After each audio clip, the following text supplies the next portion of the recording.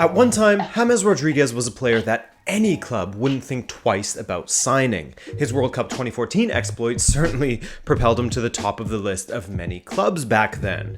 And so, when he moved to one of the world's biggest clubs in Real Madrid and thrived in his first season, it came as no surprise. However, just over 5 years down the line, and James has played in a paltry 8 matches for Real in La Liga. This, following Bayern Munich turning down the option to make his 2-year loan a permanent one.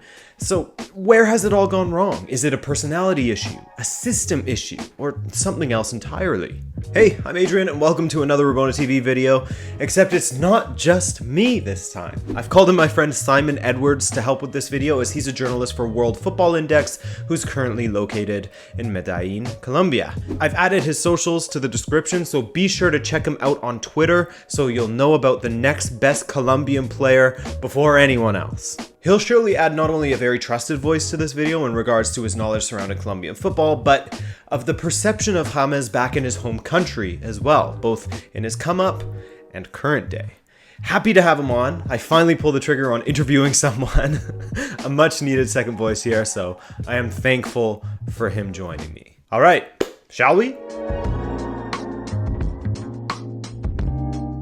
Now, of course, if you want a deeper look into James Rodriguez's early career pre-Real Madrid, I do indeed have a player bio that will definitely give you your fill on James's youth career. But while I personally won't go into every detail of every team he's ever played for, I think that some added context to his perception as a young player in South America during his come-up could help us to understand the psyche of James a little bit. Whether he was always the guy, the golden boy of his generation for Colombia, or not, as that will shape who he is as a professional. And of course, who better to ask than Simon Edwards. So he was born in Cúcuta, which is up in the Caribbean coast, close to the Venezuelan border. But his family moved down to Ibagué in the coffee region, and playing for Tolima, which is the regional team, he participated in the Pony football tournament held in Medellin. And this is a big deal. It's an under-13s tournament, but it's televised.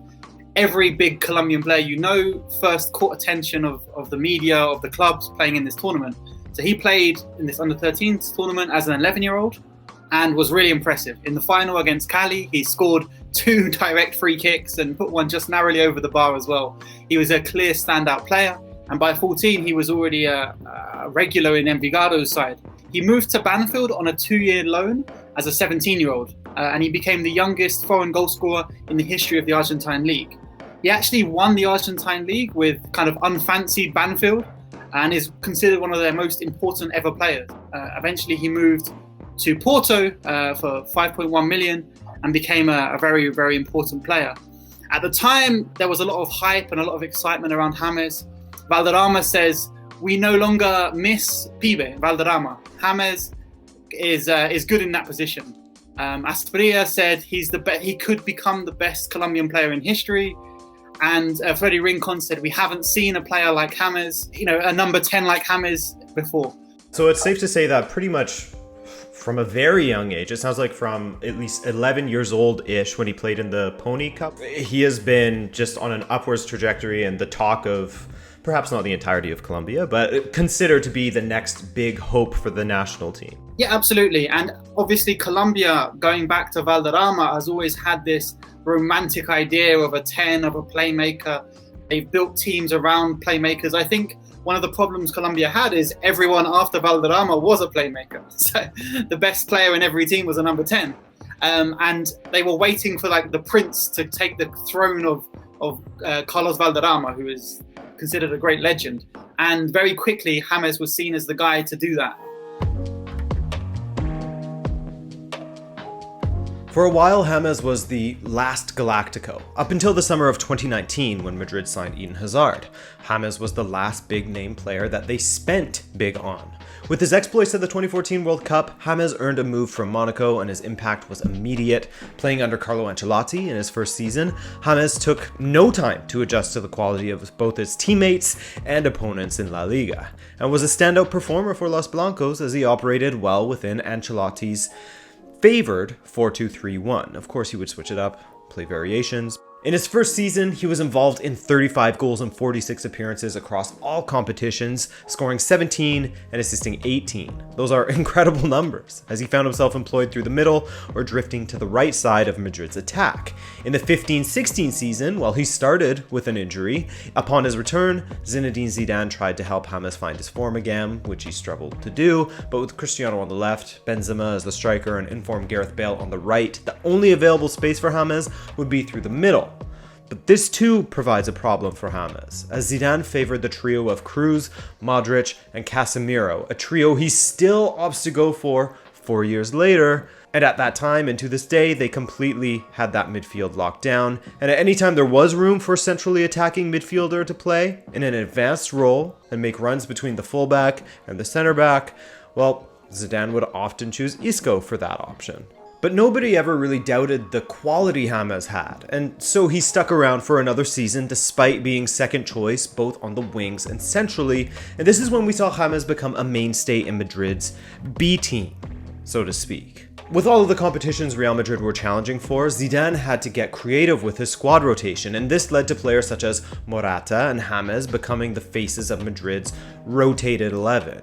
This squad rotation from Zidane helped them to win their first La Liga title since the 2011-12 season, and the likes of Morata and James were integral to this, as his numbers will vouch for. But what probably bothered James was the fact that, well, let's take La Liga as an example. He was in the match squad 31 times, and this last Galactico spent 9 of those matches sitting on the bench for the entirety of the 90 minutes. So, what was going on between James and Zidane? Their relationship has been confusing from the outset, with some news reports, of course, saying that Zidane recommended James to see a sports psychologist to help him with his confidence and form, with Zidane allegedly losing patience with James extremely quickly, and often choosing Isco over him when one of his other attackers was unavailable. In working on his player bio almost 3 years ago now, I remember reading that his coaching staff at one of his first clubs, Academia Tolamense, even went as far as to make James work with psychologists to break him out of his shell a bit and help with his extreme shyness. And with that in mind, I think it's a good time to call upon Simon once again to get into the mind of James here. Has he always sort of had a bit of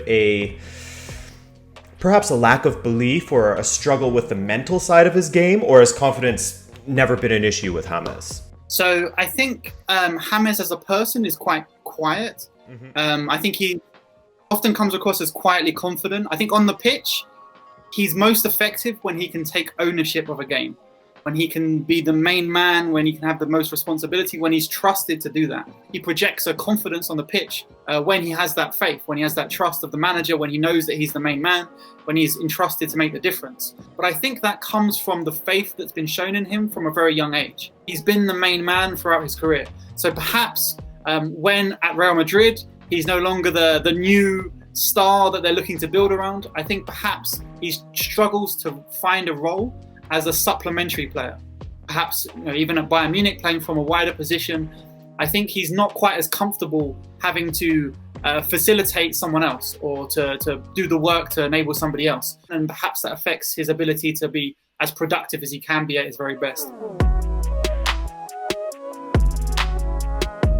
So the writing was on the wall for James at the end of the 16-17 season with Real Madrid. With Zidane at the helm and with the personnel that were in front of him, he would have to look elsewhere for more opportunities.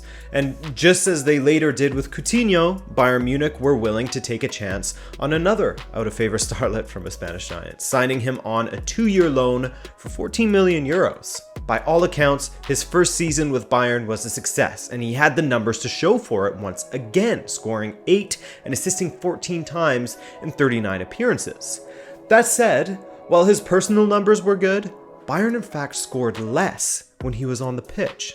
As Bavarian Football Works noted back in January of 2019, at that time, with Muller on the pitch, they scored 2.41 goals per 90. With James on the pitch, 1.59 goals per 90. I've linked to that article in the description for you to check out for yourself, and I highly encourage that you do so. Perhaps the physicality of the Bundesliga didn't help him, while the Bayern system of play doesn't help him much either. At Bayern, he was at times employed in a wider position, but with the likes of Gnabry, Ribéry, Coman, etc., he was always going to be less effective than the other players that were available.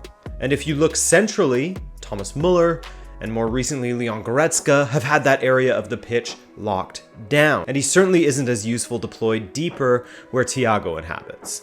So in having difficulties finding his place on the pitch at both Real Madrid and Bayern, is it a simple question of James being a luxury player? What system do you think works best for James? If you could build a team around James, what would that look like? I think his best position is the number 10 in a 4-2-3-1.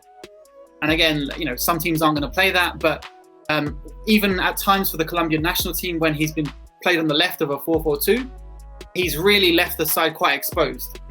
Now, it's not that he's not going to put an effort in. I think his work rate is slightly underappreciated, but doesn't have the defensive awareness and have the mentality to quickly get back into position. I think he's improved that, and I think his time in Germany showed that he can be somewhat effective in that role. But I think ideally he wants everything around him. He wants the freedom to drop deep, to collect the ball, to break into the box. I think he's most effective when he has the most possible freedom. I think he can play from wide areas, but his pace isn't that which will mean he can get past the defender on the outside. He'll look to work something inside. So you want him centrally, but you want him with limited defensive responsibilities. And so with James returning to Real Madrid, there was a great deal of optimism in some regards in thinking that perhaps this was the time that he would nail down a starting position under Zidane, but that quite clearly didn't happen. While he did spend a lot of time with the team physios, he also spent plenty of time as an unused substitute, again. Even with Modric at 34 years old, he was still favored over James. Isco was favored over James. Federico Valverde was favored over James, time and time again. And now, in hearing from Simon, we can almost surely say that part of the reason why he doesn't fit into Zidane's 4-3-3 system is that he's best employed as a number 10, whereas Madrid don't typically play with a bona fide number 10. Benzema sometimes operates as a de facto 10, sometimes Modric fills in. It's always changing. And of course, James isn't a natural choice to play on the flank when you have pacier players such as Vinicius, Rodrigo, Hazard, what have you. So, was it James' fault for staying longer than he should have at Madrid? Is it an attitude problem, given that Zidane himself confirmed that James asked him to not call him up if he wasn't going to play him? Hence James not being included in the matchday squad for the final 5 La Liga matches of this past season. I sort of wanted to get a temperature of how the people back in Colombia and how the local media, etc. feel about the James situation. Do they see it as this is completely Zidane who is undoing his career, or do they see it as James should have moved on long ago and he needs to take a step back, as you had mentioned? I think both. I think initially it was Zidane's fault. Calvo, you bald son of a whatever. That was almost a meme in Colombia. When this became very popular as an opinion, you could look at James' numbers and say, well, when he plays for Real Madrid, he's contributing. His assists are good, his goals are good. There's players he's competing with who don't have the same numbers as James. And again, that's comes down to the coach's preference. I understand. But there was a case to be made that James should be playing, and it was very easy to blame Zidane for the reason he wasn't. But I think since going back to Real Madrid, I think also the fact that he came back and had the number 16 shirt, I think that's reflective of his importance. And at that point, a lot of Colombians were like, well, he's not important. They've taken the number 10 shirt off him. He's not the main man. He's not important. So he should go. So I think there definitely was a sense that it was Zidane's fault initially. But going back to Real Madrid and not looking to move on and not looking to establish himself. And, I understand why the appeal of Real Madrid. In Colombia, everyone supports Real Madrid or Barcelona. So I understand the appeal of being a Real Madrid player and what that brings with it. At this point, he's almost become a slight figure of fun for some people, for staying there and for accepting the disrespect and for not putting himself and challenging himself. And finally, does a move to another elite club make sense for him at the moment? Again, I think the most important thing is that he is the main man. And I think there are teams linked with him right now who wouldn't guarantee that. I saw Paris Saint-Germain today. Well, maybe you can for a year, but it seems like a similar situation to Real Madrid. With Real Madrid, if you hang around too long, you start to smell bad. You're either the main guy and you're the biggest superstar in the world, or you're a guy stealing a living, sitting on the bench. And in terms of a system, you want a system where he's not the most dynamic for a counter-attacking side. He can play the passes. He's fairly quick. Maybe in a midfield three, you could get away with it. I think taking a step back is very, very important at this point. And there's no point going to another Real Madrid level side to be a fringe player, because that will just increase his reputation as a bit part player. He's not going to be the main man at these kind of teams. So I think the most important thing is he goes for a Europa League team or a Champions League team, which isn't one of the top 2 or 3 teams in a league. For Colombia, he is the main man and he shines. There are times when he does too much, but he really embraces that role, and his confidence is on show, and he can make the difference. So I think his numbers will be great if he's given an important role. If he goes too high, we'll have the same problem as we do right now. So there you have it. In the opinion of Simon Edwards, it's perhaps time for James to take a step back, as he thrives on being the man for which the attack is built around. One of those scenarios where seemingly James needs to take a step back in order to take a step forward. I want to thank Simon Edwards for coming on once again. Do check out the description for links to his socials, and I thank you for taking the time to watch this video. What do you think of the James Rodriguez situation, and where do you expect to see him go? Or are you one of the few that thinks he could potentially carve out a spot at Real Madrid next season? For me, it's really hard to see it, but never say never, right? I'm Adrian. If you enjoyed this video, then be sure to subscribe so you can find your way back to us easily. But other than that, we hope to see you in the next video. Ciao!